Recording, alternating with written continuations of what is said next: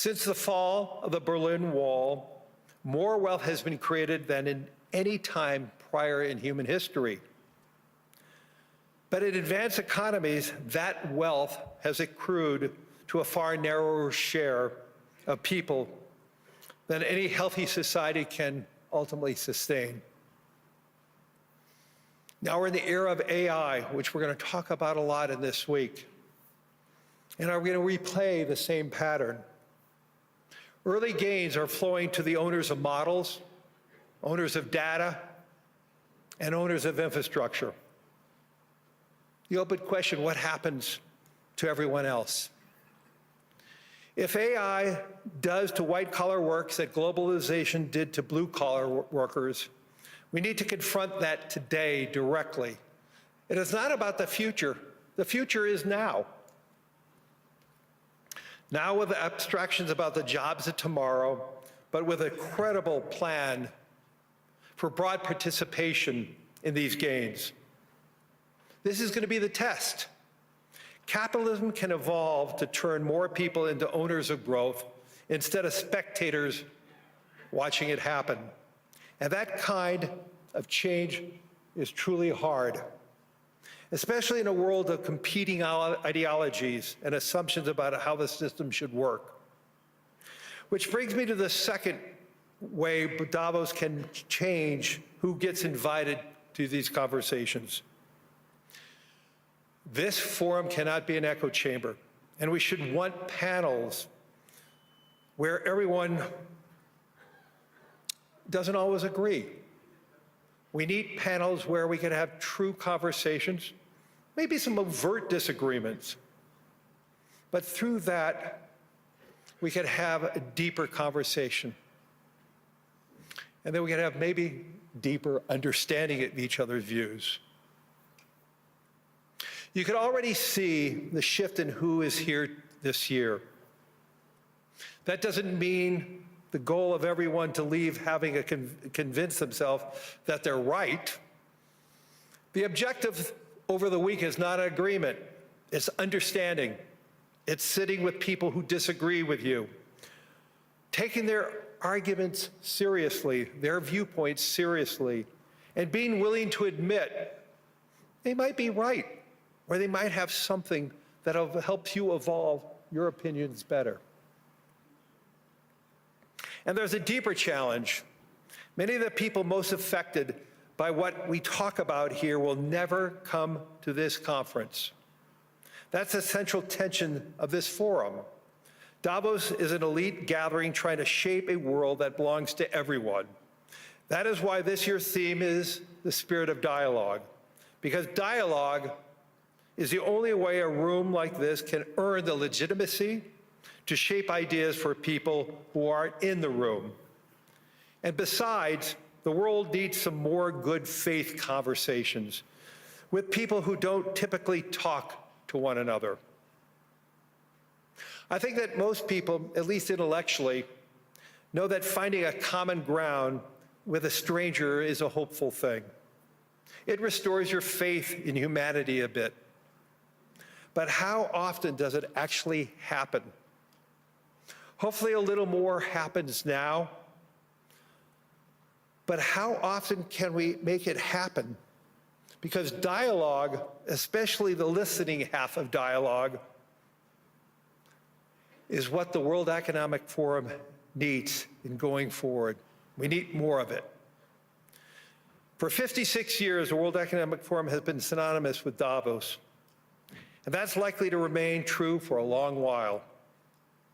But you should also see the World Economic Forum start doing something new, showing up and listening in places where the modern world is actually being built. Davos, yes, but also places like Detroit and Dublin, or cities like Jakarta or Buenos Aires. We need the mountain to visit everyone, to be a part of everyone's life. So in fact, that's why I agreed to take on this role after Klaus Schwab, whose more than a half-century of work, together with an extraordinary, dedicated group of men and women at the World Economic Forum, made this gathering possible. There was an opportunity to make this forum more transparent, and I thought this was the surest way to rebuild trust. When people can see in the room about the debates, about the participation, and about the conversations, and maybe a lot more understanding. That approach may fail in other gatherings. In this one, it's going to work. Because for all the caricatures of this forum, the people who come here, the people I know, aren't here to congratulate themselves, aren't here to pat themselves on the back. They're not here to protect their own comforts. The people I know are here for something bigger than themselves, bigger than their organizations that they represent. I believe in economic progress should be shared. All of us at the forum believe that economic success should be shared. And we believe institutions like the World Economic Forum still matters in making things happen. So let's remember this during the week about real conversations. Let us all commit to listen, to learn, to understand. And if we can all do that, we will all be better for that. Thank you. And now my co-chair.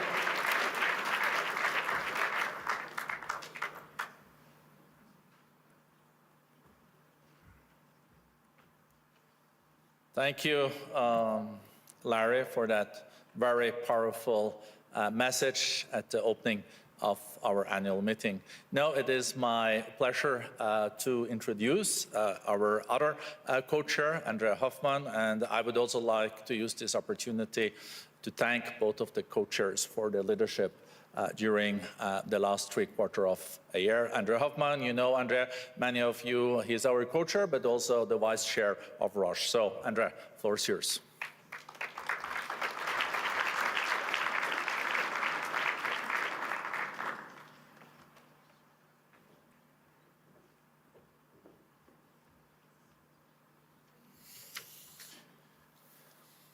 Your Majesties, Excellencies, distinguished forum partners, ladies and gentlemen, it is now also my turn to welcome you here in this meeting placed under the spirit of dialogue. At a time when science confirms that humanity has already transgressed 7 of the 9 planetary boundaries, as highlighted in a planetary health check in September 25 from the Potsdam Institute, the challenge before us is no longer one of just awareness, but of action, making the need for collective responsibility, decisive leadership, and meaningful dialogue more urgent than ever, as Larry just underlined. For over half a century, leaders from across the globe have regularly gathered here in Davos, in Switzerland, to confront the defining challenges of our time. This was done as a community bound by shared responsibility for our collective future. This tradition, born from conviction that the great questions facing humanity demand dialogue against their differences, has never been more vital than it is today. At a moment when the world confronts profound questions about growth, about innovation, about technological transformation, and about our planet's future. At a moment where we need spaces where diverse voices can be heard, where we need just and safe places where diverse voices can be heard. At a moment where complexity must be examined from multiple perspectives so that we gain the insights we desperately need. This is why the World Economic Forum exists. Since 56 years, it is the international organization for public-private cooperation. A space where government, businesses, and civil society come together and generate the insights that emerge when different worldviews actively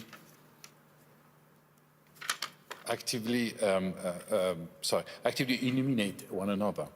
And this matters because in a world that feels increasingly divided, progress depends on our ability to listen and engage across differences. Could I ask my wife to give me the third page, which I left there?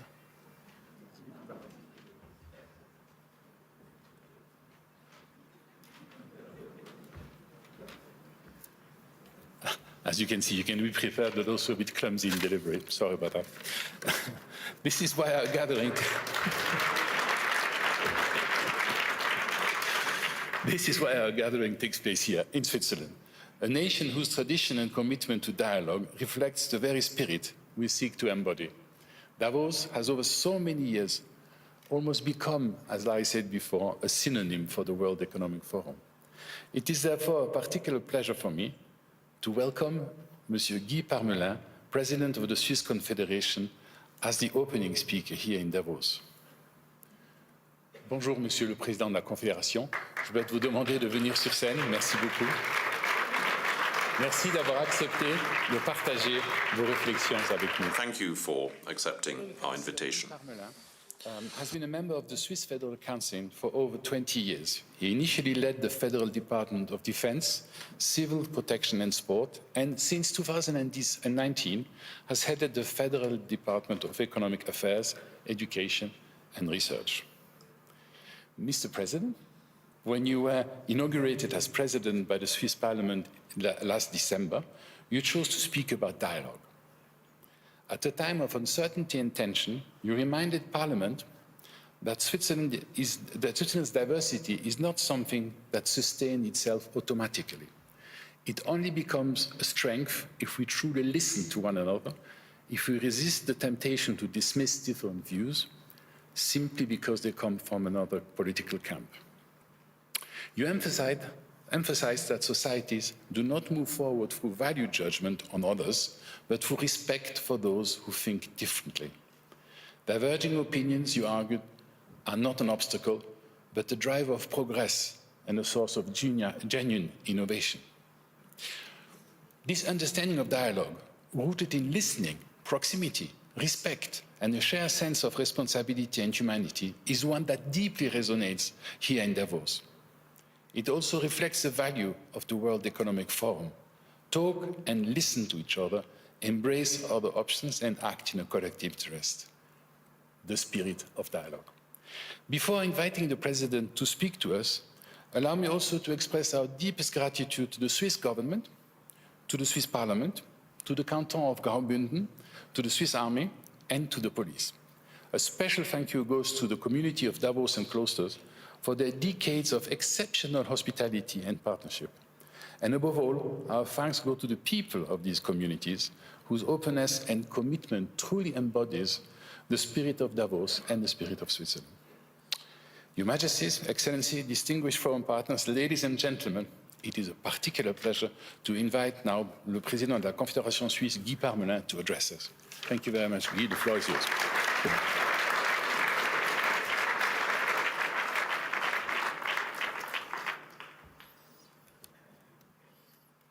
Je vais parler français.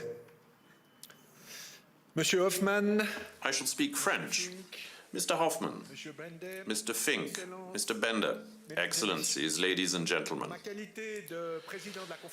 My quality as President of the Swiss Confederation, I'm particularly happy to welcome so many heads of state to this annual meeting of the World Economic Forum.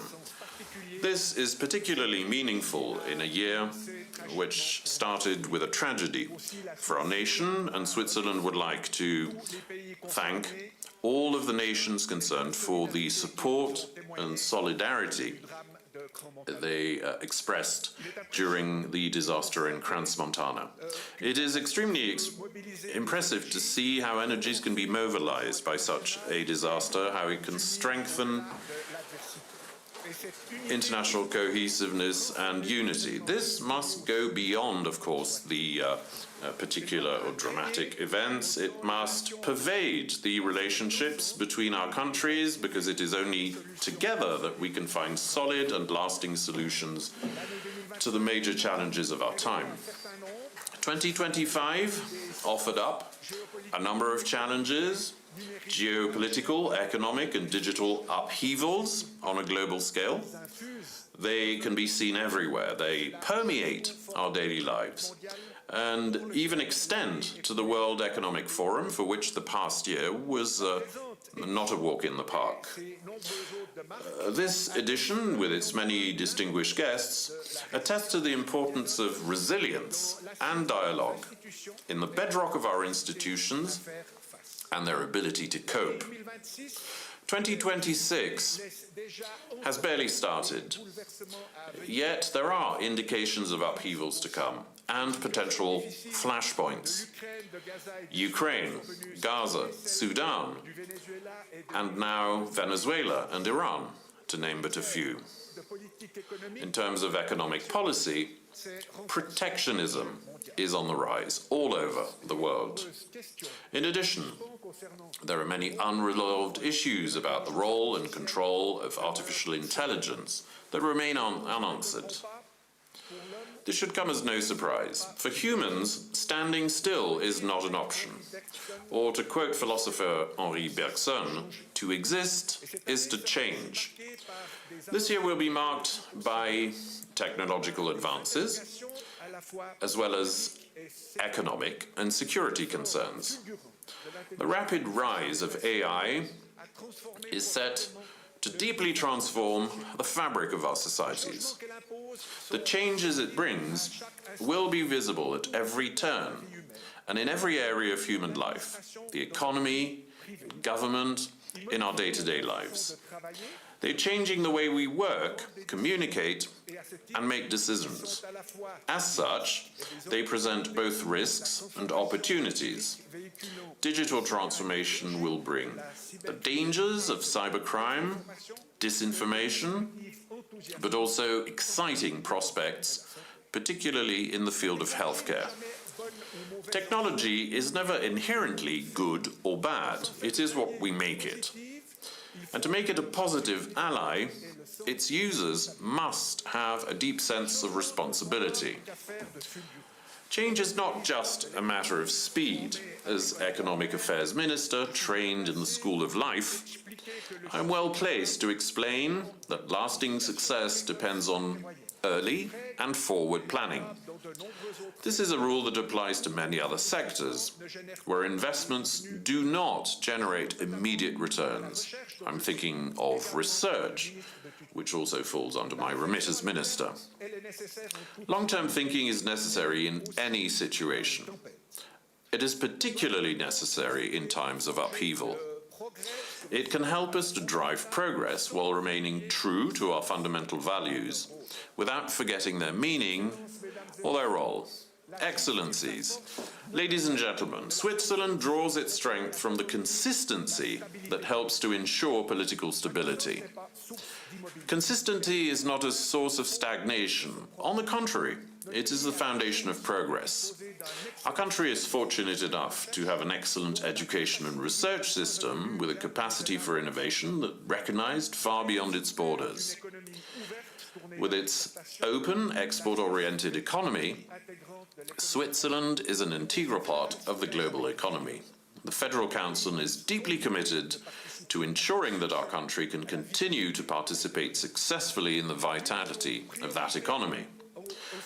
One of our current priorities is to stabilize and expand relationships with our most loyal and significant partners. Switzerland also wishes to continue to diversify its international relations, particularly in the areas of trade and science. Even in the current climate, which is prone to protectionism, we believe in the success of free trade and wish to continue expanding our networks of agreement. To achieve this, we must be able to conduct negotiations on an equal footing, yielding good results for the benefit of all parties. Agreements of this kind, which are mutually beneficial, don't happen by chance. We have the ability to build them patiently, one step at a time. Personal contacts and a willingness to engage in dialogue are essential, and we have both. The World Economic Forum has always contributed to this dialogue, and I would like to thank it for offering us, in Switzerland, once again this year, an extraordinary international platform for exchange.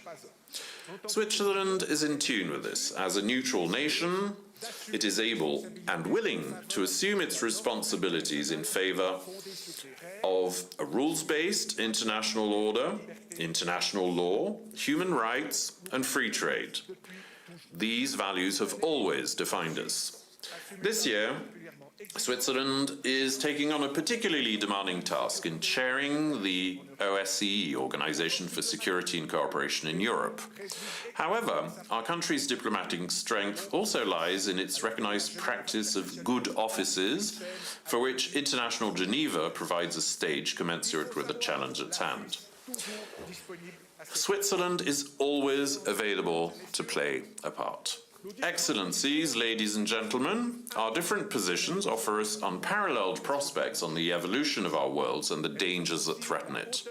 They also provide us with the necessary overview and connections to address these changes with the appropriate means and in a concerted manner. Society, science, economics, and politics must interact in a spirit of partnership. Otherwise, problems can only be addressed in a partial and imperfect manner. Let me add that it also takes courage to take on a task of this magnitude with the ambition of seeing it through to completion. The courage to innovate, to remain true to one's values, to ask for assistance or advice when necessary, the courage to make a long-term commitment, as wine growers do when faced with the slow and relentless pace of nature. We shall see what AI has to offer. We will certainly still be amazed, perhaps dazzled. But what it will never be able to do is to bring hearts together or attract helping hands, as we saw at the start of this year in the canton of Valais. Solidarity and humanity are not part of digital vocabulary. I see this as a good omen for the future. Many thanks for your attention.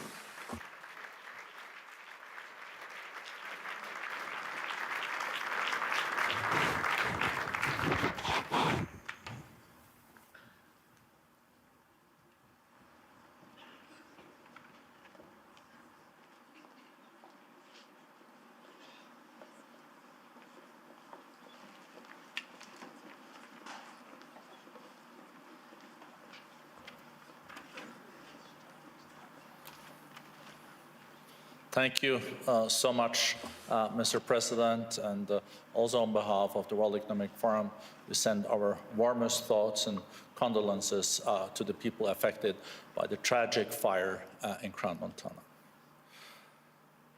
Ladies and gentlemen, it is really my great honor to welcome one of the most influential and respected leaders on the global stage today. President Ursula von der Leyen, a stateswoman whose leadership has helped define and shape Europe's direction in an era of historic uncertainty. Madam President, you have guided the European Union with clarity, resolve, and strong sense of purpose through some of the most demanding moments in history. Under your leadership, the European Commission has advanced a bold agenda for strengthening Europe's competitiveness with upholding its core values. As President of the European Commission, you have championed a Europe that is competitive yet fair, open yet resilient. On the global stage, you have been a clear and consistent voice for multilateral cooperation, support for Ukraine, and a rules-based international order. At a time when leadership is tested not only by crisis, but by choices made for the future, your voice offers both direction and reassurance. Please join me in welcoming President von der Leyen. Madam President, the floor is yours.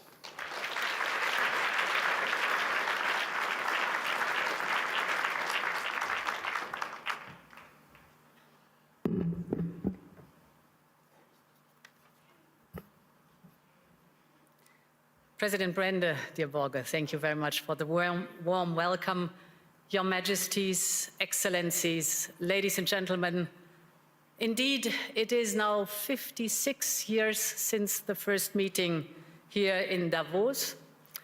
And the idea of the founder, Klaus Schwab, was to create a platform to discuss the issues and the ideas of the day. Of course, the world has transformed completely since 1971.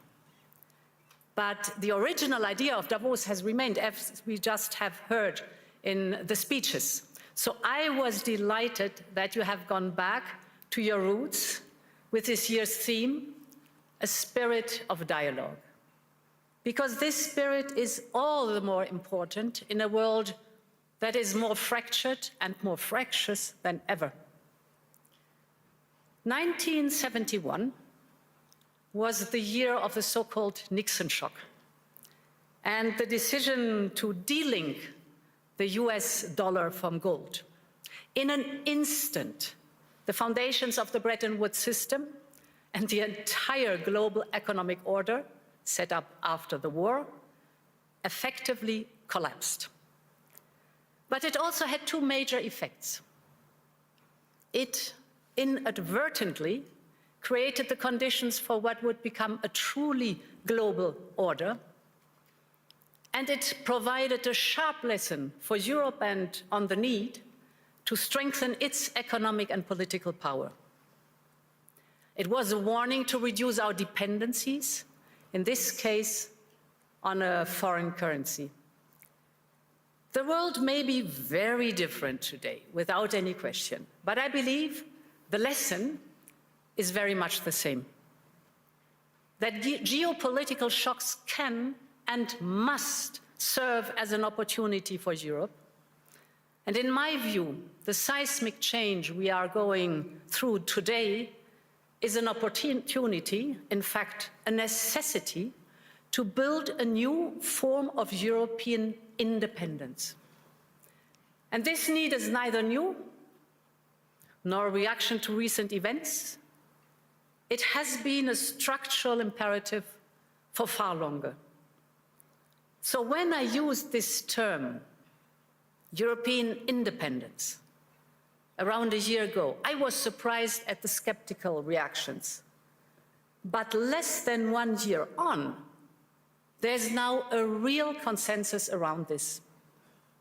The sheer speed and almost unthinkable scale of the change have driven this, but the underlying imperative is still the same. The good news is we acted immediately, whether on energy or raw materials, defense or digital, we're moving fast. But the truth is also that we will only be able to capitalize on this opportunity if we recognize that this change is permanent.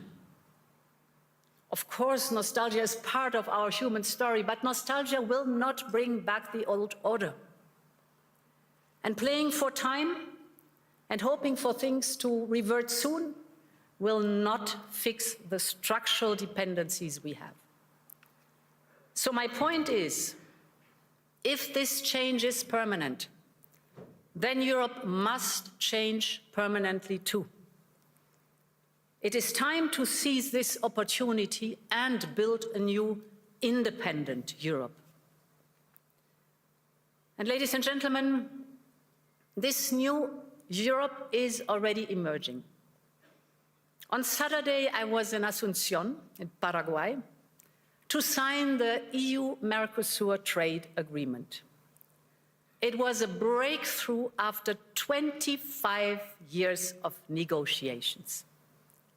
And with it, the European Union and Latin America have created the largest free trade zone in the world, a market worth over 20% of global GDP, 31 countries with over 700 million consumers, aligned with the Paris Agreement. So this agreement sends a powerful message to the world that we are choosing fair trade over tariffs, partnership over isolation, sustainability over exploitation, and that we are serious about de-risking our economies, and diversifying our supply chains. And that will not stop in Latin America.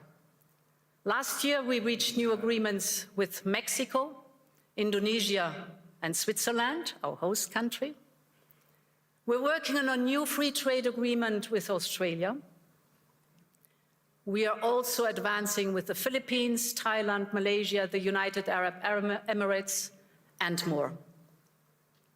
And right after Davos, the next weekend, I will travel to India. There's still work to do, but we are on the cusp of a historic trade agreement. Indeed, some call it the mother of all deals. One that would create a market of 2 billion people, accounting for almost a quarter of global GDP.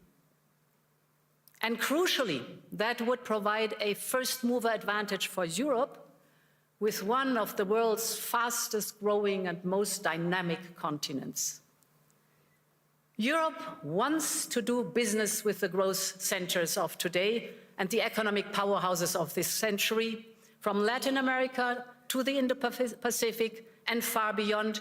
Europe will always choose the world, and the world is ready to choose Europe.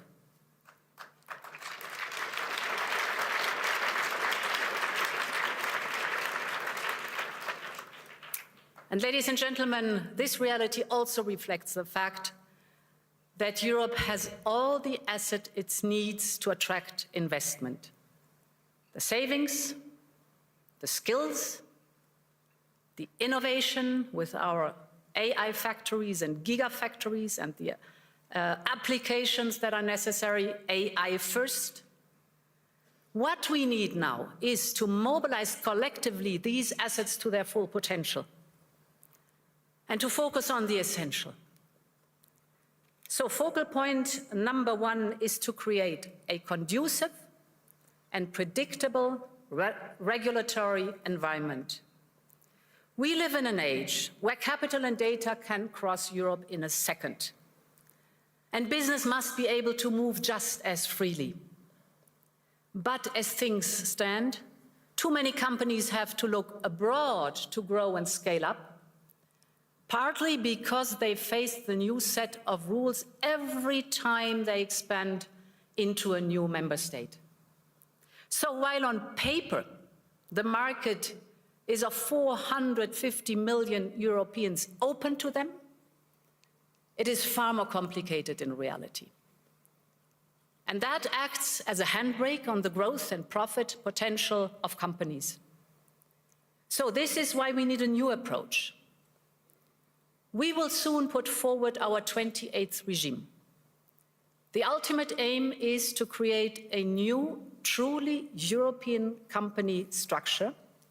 We call it EU Inc., with a single and simple set of rules that will apply seamlessly over our union, so that businesses can operate across member states much more easily. Our entrepreneurs, the innovative companies, will be able to register a company in any member state within 48 hours, fully online. They will enjoy the same capital regime all across the European Union. And ultimately, we need a system where the companies can do business and raise financing seamlessly across Europe, just as easily as in uniform markets like the United States or China. If we get this right, and if we move fast enough, this will not only help EU companies grow, but it will attract investment from across the world. Which brings me to the second focus, investment and capital. We are now building the savings and investment union. We need a large-scale, deep and liquid capital market that attracts a wide range of investors. And this will allow business to find the funding they need, including equity, at lower costs here in Europe. We have made proposals on market integration and supervision, to ensure our financial market is more integrated. This covers trading, post-trading, and asset management, as well as driving innovation and making our supervisory framework more efficient. This will help ensure that capital flows where it is needed to scale-ups, to SMEs, to innovation, to industry. And the third priority is to build an interconnected and affordable energy market, a true energy union. Energy is a choke point for both companies and households. And just look at the dispersion of prices across European electricity hubs. Europe needs an energy blueprint that pulls together all the parts. This is our Affordable Energy Action Plan. We are, for example, massively investing in our energy security and independence with interconnectors and grids. This is for homegrown energies that we are trying to promote as much as possible, the nuclear and the renewables, to bring down prices and cut dependencies, to put an end to price volatility, manipulation, and supply shocks. But now we have to speed up this transition, because homegrown, reliable, resilient, and cheaper energy will drive our economic growth and deliver for Europeans and secure our independence. Ladies and gentlemen, whether on trade or business, capital or energy, Europe needs an urgency mindset. Our starting point is good. We are home to global champions in fields ranging from wind power to next-generation batteries, from aerospace to the industrial machines that are essential to build the chips and advanced weapons. Our companies are taking up AI at the same pace as their US peers. Europe is in the race for the key technologies of tomorrow. But as global competition gets ruthless, we must show real ambition, especially in those sectors vital for our independence. Take defense, for example. We have done more on defense in the last year than in decades before. We have started a surge in defense spending up to 800 billion euros till 2030.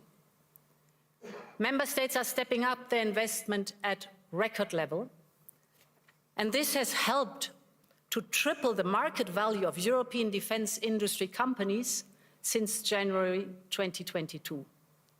We now have 3 leading European defense tech startups that have reached unicorn valuation. They are working on AI-powered software and systems for battlefield intelligence, or on advanced dual-use and surveillance drones. So they are also driving innovation and investment in Europe's defense tech industrial base. All of this would have been unthinkable even a few years ago. This now only shows how economy and national security are more linked than ever. But also what we can do when Europeans have the will to match the ambition. So, ladies and gentlemen, this need for ambition is most important when it comes to the security of our continent.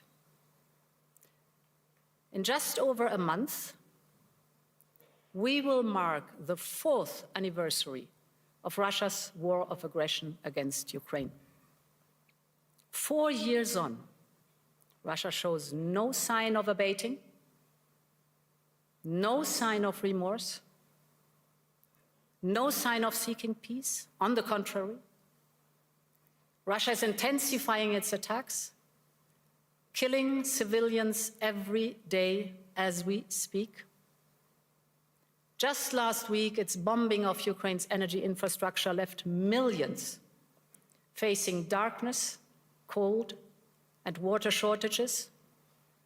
This must end.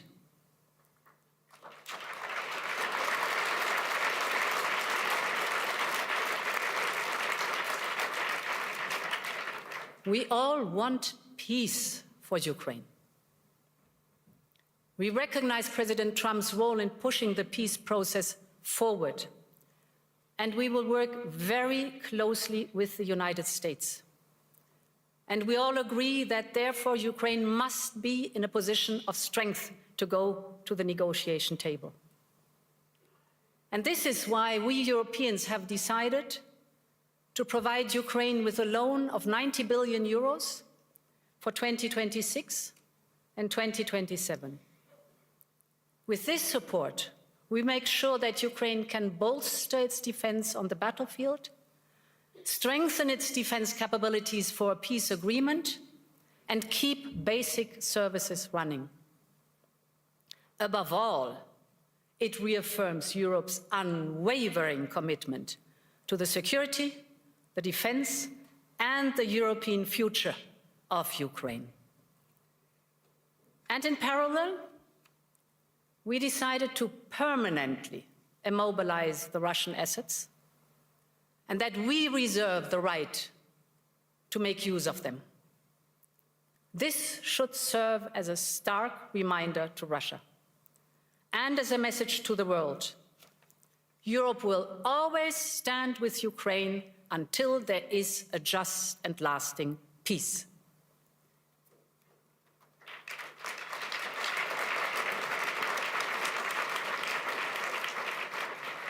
Ladies and gentlemen, I've spoken a lot today about European independence, on partnerships, on prosperity and security.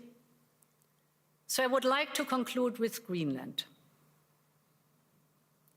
an issue which cuts to the heart of all three of these imperatives. When it comes to the security of the Arctic region, Europe is fully committed. And we share the objectives of the United States in this regard. For instance, our EU member, Finland, one of the newest NATO members, is selling its first icebreakers to the United States. And this shows that we have the capability right here in the ice, so to speak. It shows that our northern NATO members have Arctic-ready forces right now. And above all, that Arctic security can only be achieved together. And this is why the proposed additional tariffs are a mistake, especially between long-standing allies. The European Union and the United States have agreed to a trade deal last July. And in politics, as in business, a deal is a deal. And when friends shake hands, it must mean something. Ladies and gentlemen, we consider the people of the United States not just our allies, but our friends. And plunging us into a downward spiral would only aid the very adversaries we are both so committed to keeping out of the strategic landscape. So our response will be unflinching, united, and proportional. But beyond this, we have to be strategic about how we approach this issue. And this is why we are working on a package to support Arctic security. First principle, full solidarity with Greenland and the Kingdom of Denmark. The sovereignty and integrity of that territory is non-negotiable. Second, we're working on a massive European investment surge in Greenland. We will work with Greenland and Denmark hand in hand to see how we can further support the local economy and infrastructure. Third, we will work with the United States and all partners on wider Arctic security. This is clearly in our shared interest, and we will step up our investment.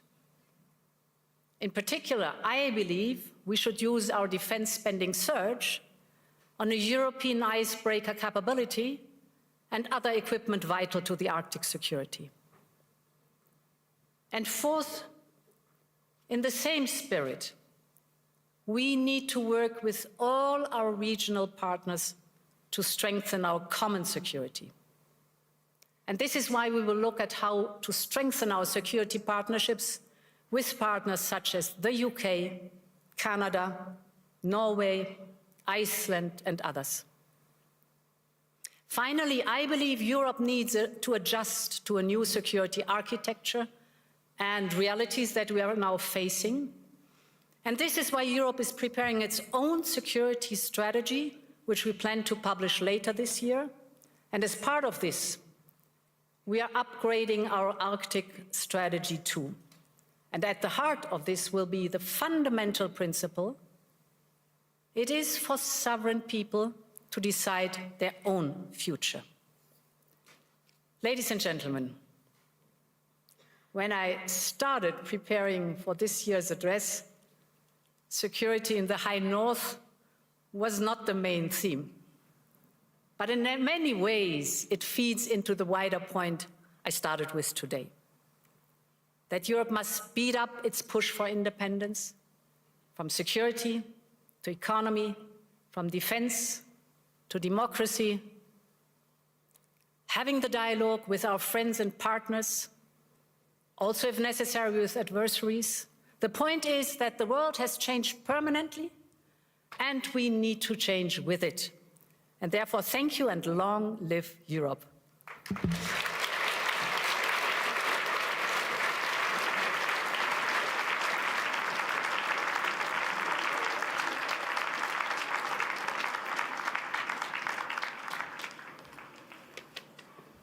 Madam President, there is not much to add, but a big thank you. Long live Europe, more defense than in decades. The mother of all deals might be around defense than in decades. The mother of all deals might be around the corner with India. The largest trade deal in the world is between the EU and Mercosur. It is a very powerful and historic speech from Madam President. Please be seated, because now we'll walk Madam President out, and then the Chinese Vice Premier, He, will join us. So a big applause to President Ursula von der Leyen.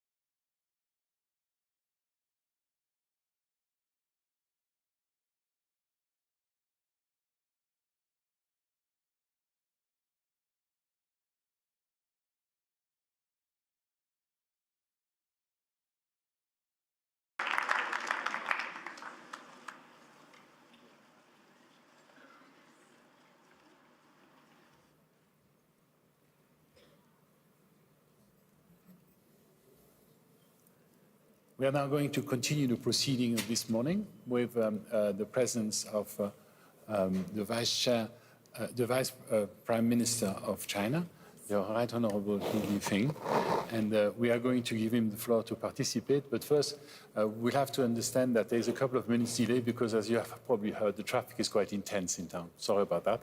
And now I'm very happy to invite the Prime Minister to come here to give his remarks.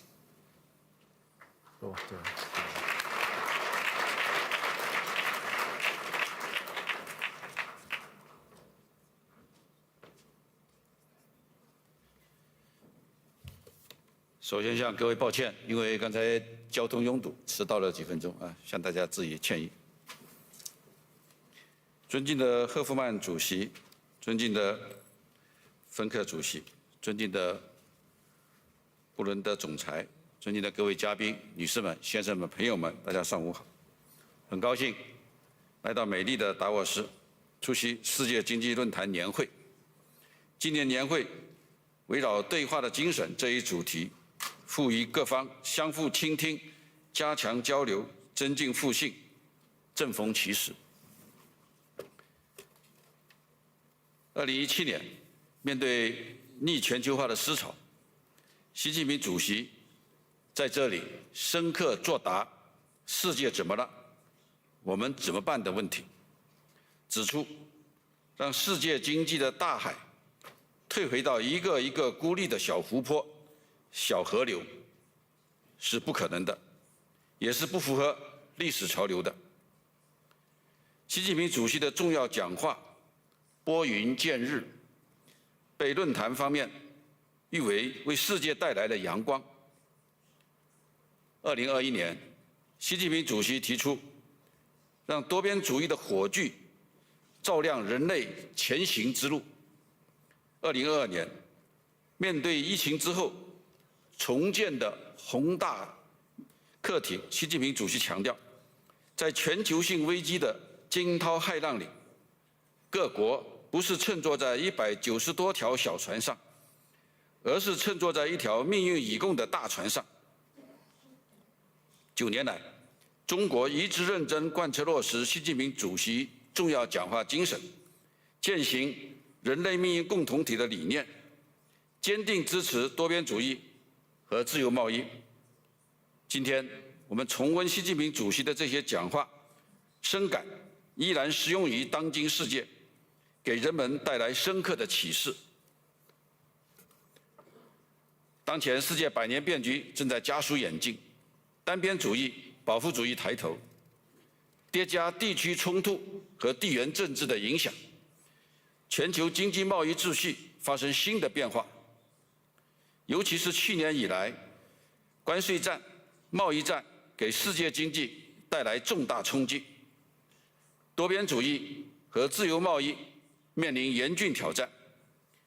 面对世界之变、时代之变、格局之变，习近平主席相继提出全球发展倡议、全球安全倡议、全球文明倡议，去年又提出全球治理倡议，凝聚起要团结不要分裂，要合作不要对抗的共识和力量，为解决世界面临的共同问题提供了中国的方案。结合当前的形势，我愿意分享几点看法。第一，坚定支持自由贸易，携手推动普惠包容的经济全球化。经济全球化是各国分工合作、优势互补、互利共赢的历史大势。中国和很多国家都受益于此，共同实现了快速发展。反之，关税战、贸易战没有赢家，不仅提高全球的生产和贸易成本，而且导致全球经济碎片化，破坏全球资源的配置。世界贸易组织研究表明，按照最惠国待遇条款进行的全球贸易份额，已经由去年年初的80%降至72%。国际货币基金组织测算，经济碎片化可能导致全球 GDP 损失约7%。这不符合各国的利益。尽管经济全球化并非尽善尽美，也可能会伴随产生一些问题，但不能因此就对经济全球化全盘否定，重新退回到自我封闭的孤岛。正确之道，应当也只能是通过对话，共同找到解决问题的思路，引领好经济全球化的走向。中国积极倡导普惠包容的经济全球化，不行筑墙之举，勤做铺路之人。我们将坚定支持贸易投资自由化便利化，继续向世界分享发展机遇，携手共创繁荣发展的美好未来，努力争取让发展红利惠及每一个国家、每一个群体。第二，坚定维护多边主义，推动完善更加公正合理的国际经贸秩序。当前，多边贸易体制面临多年未有的严峻挑战，一些国家的单边做法和贸易协议明显违反世贸组织基本原则和规则，严重冲击国际经贸秩序。正如习近平主席指出，越是困难时刻，越要秉持和平共处的初心，坚定合作共赢的信心。多边主义是维护国际秩序稳定、促进人类发展进步的人间正道。规则面前，应当人人平等。极少数国家不应当有基于实力的特权。世界不能重新回弱强势的丛林法则。各国都有权维护自身的正当权益。中国加入世贸组织以来，一直严格遵守世贸规则，认真履行承诺，并且主动作出更大贡献。去年郑重宣布，在世贸组织当前和未来谈判中，不寻求新的特殊和差别待遇。中国将继续坚定维护以世贸组织为核心、以规则为基础的多边贸易体制，坚定支持世贸组织、国际货币基金组织等多边机构改革，提升多边贸易体制的权威性、有效性、包容性，提高全球南方国家和发展中国家的代表性。中国乐见各国达成互利互惠的贸易协议，但相关协议应当符合世贸组织的规则，不能损害第三方利益。第三，坚持合作共赢，致力共同做大合作的蛋糕，合力破解发展的难题。当前世界经济增长动能不足，国际货币基金组织预计2026年全球经济增速为3.1%，低于疫情之前3.7%的历史平均水平。更让人担忧的是，发展公平问题日益突出，可持续发展事业面临严峻挑战。联合国发布报告显示，联合国2030年可持续发展目标中，预计超过2/3无法按期实现。发展的道路上，不应当是你输我赢的零和博弈，而应当是美美与共的共鸣协奏。要共同把发展的蛋糕做大，比相互争夺蛋糕更重要。共同解决合作的问题，比相互指责更有实效。中国一贯重视以自身发展带动贸易伙伴共同繁荣，致力于做大全球经贸蛋糕。我们从不刻意追求贸易顺差，不仅愿意做世界工厂，更愿意做世界市场。但是很多时候是中国想买，对方不愿意卖，贸易受到泛安全化的影响。同时也要看到，当前服务业占全球 GDP2/3以上，中国长期以来都是服务贸易大额逆差，但是并未因此认为自己就吃亏了。所以中国愿意发挥超大规模市场优势，更大力度的扩大进口，加强产业合作共赢，让各国更好地分享中国机遇。第四，坚持相互尊重、平等协商，善于用对话妥善管控分歧，解决问题。过去1年，中美经贸关系经历了一些波折，在两国元首韩国釜山会晤和4次通话共识的引领下，中美两国经贸团队先后举行了5轮经贸磋商，按照相互尊重、和平共处、合作共赢的原则，妥善处理两国经贸领域的一些突出问题，保持了经贸关系总体的稳定。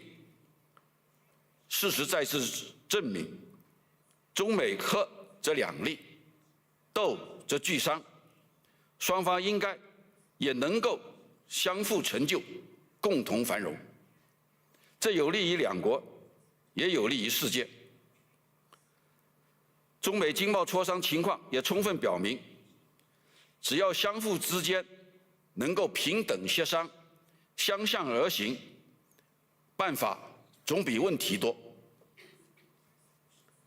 坦诚而言，世界各国社会制度不同，发展制度有别，历史文化各异，发展和交流交往过程中，难免会有一些分歧和摩擦，有时其实只是误解。关键是要秉持平等、尊重、互惠的态度，坚持以对话争互信，以磋商解纷争，不能从对抗对立中找答案，而要在交流协商中谋出路，探索双赢多赢之道。中国是各国的贸易伙伴，而不是对手。中国的发展是对世界经济发展的机遇，而不是威胁。对于国际经贸合作中出现的一些分歧和误解，中国倡导通过平等协商增进互信，弥合分歧，解决问题。女士们、先生们、朋友们，过去5年，中国经济运行稳中有进，改革开放纵深推进，消费市场持续扩大，新质生产力稳步发展，绿色低碳转型步伐加快，经济实现了5.4%左右的平均增速。目前经济总量已经达到140万亿元人民币，对全球经济增长的贡献力稳定在30%左右。过去5年来，中国累计进口货物和服务超过15万亿美元，对外投资累计为东道国纳税3000多亿美元，带动了大量就业，促进了当地经济的发展。中国经济基础稳，规模大，优势多，韧性强，潜能足，发展取得的成绩主要是靠改革、靠开放、靠创新，而不是所谓的政府补贴。中国经济发展虽然也面临一些老问题、新挑战，但总体上是发展中的问题，是转型中的问题，我们正在努力解决，完全有信心，也有能力应对各种风险挑战。去年10月，中国共产党召开了20届四中全会，审议通过了第15个5年规划建议，为中国今后5年的经济社会发展做出了顶层设计和战略擘画。未来5年，中国将更加深入贯彻习近平主席提出的创新、协调、绿色、开放、共享的新发展理念，加快构建以国内大循环为主体、国内国际双循环相互促进的新发展格局，充分激发14亿多人口的超大规模市场的优势，不断推动高质量发展取得新的成效，将以更完善的市场规则、更健全的制度保障，为各国提供更多的中国机遇。中国将积极地扩大内需，愿与全球共享超大规模市场机遇。目前，中国已经是全球第2大消费市场，其中汽车、手机、家电等各个细分领域已经成为全球最大的市场。但是，人均消费支出与发达经济体相比，仍然还有差距。中国现有的中等收入群体将进一步增长，对高品质生活的多样化需求将不断增加，隐藏着巨大的消费潜力。中国把内需主导列为今年经济工作的首要任务，正在抓紧制定实施城乡居民征收计划，大力提振消费，加快在制造大国的基础上成为消费大国。中国将持续推动投资于物和投资于人紧密结合，积极扩大教育、医疗、养老等领域的投资和消费，不断地激发消费的新增量。中国将继续办好进口博览会等活动，进一步扩大进口，让全球更多优质商品进入中国市场。欢迎各国企业抓住中国扩大内需的机遇，提供更多更好的商品和服务，以中国消费市场为依托，在激烈的国际竞争中赢得先机。中国将坚定扩大开放，愿意与全球共享高水平的开放机遇。改革开放是中国的基本国策，中国开放的大门只会越开越大。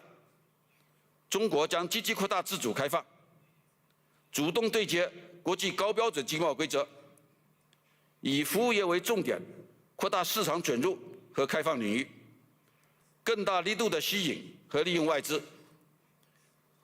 中国将持续打造市场化、法治化、国际化的一流营商环境，对内外资企业一视同仁，把企业的需求清单变成政府的服务清单。外资企业在中国经营遇到的问题可以随时反映，我们将积极研究解决。中国将深化国际产业分工的协作，坚定维护全球产业链、供应链的安全稳定，培育共赢共享的全球大市场。欢迎各国企业继续积极投资中国，共享中国的发展机遇，也希望各国政府为中资企业提供公平、非歧视、透明、可预期的投资环境。中国将加快科技创新，愿意与全球共享创新驱动发展的机遇。当前新一轮科技革命和产业变革正在加速推进，带来新的历史机遇。中国经济高质量发展离不开创新驱动。中国式现代化也必须靠科技现代化做支撑。目前，中国的研发人员总量、国际专利申请量等位居世界第一，应用场景十分的丰富，创新的氛围良好。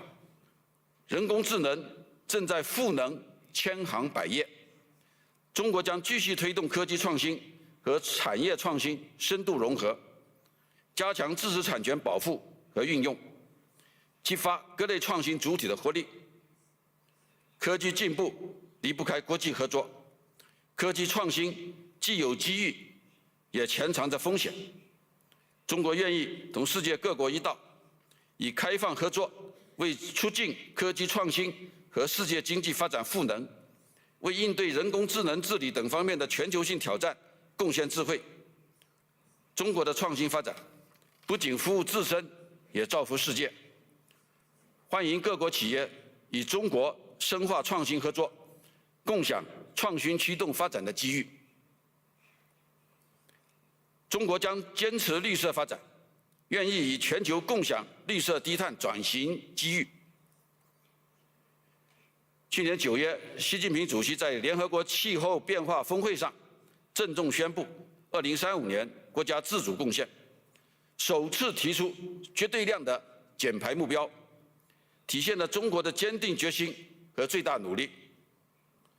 中国已经建成全球最大的可再生能源体系，最完整的新能源产业链，将全面地实施碳排放总量和强度双控制度，力争2030年之前二氧化碳排放达到峰值，努力争取2060年之前实现碳中和。中国将以各方一道，全面有效地落实联合国气候变化框架公约及其巴黎协定，维护气候多边进程，积极推动全球绿色低碳发展。中国将致力于与各方建设更加紧密的绿色发展伙伴关系，努力弥补绿色产能的缺口，确保优质绿色产品在全球自由流通。欢迎各国企业抓住绿色低碳转型的机遇，加强与中国在绿色基建、绿色能源、绿色矿产、绿色金融等领域的合作，携手打造一个绿色繁荣的未来。女士们、先生们、朋友们，达沃斯的智慧在于对话，世界的前途系于合作。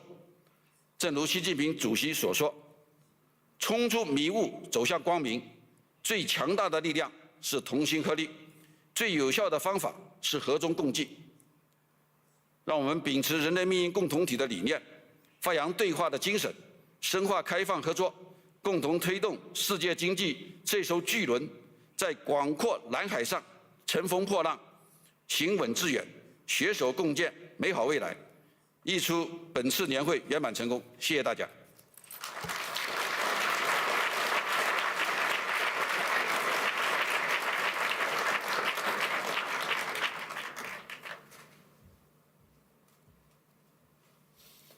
So, Vice Premier He, I really appreciated your words. The wisdom of Davos is dialogue. You underlined also strongly the importance of a win-win approach. And also, you underlined the importance of China increasing demand in its domestic economy. When China was first in Davos in beginning of the 80s, China was 2% of the global GDP. Today, China is close to 20% of the global GDP. So it is a very important path also then China is following. On behalf of everyone here, I would like to thank you. Thank you also for your leadership, and I think many of us will also have the pleasure of joining you in the summer and Summer Davos in Dalian this year. So thank you very much, Mr. Vice Premier.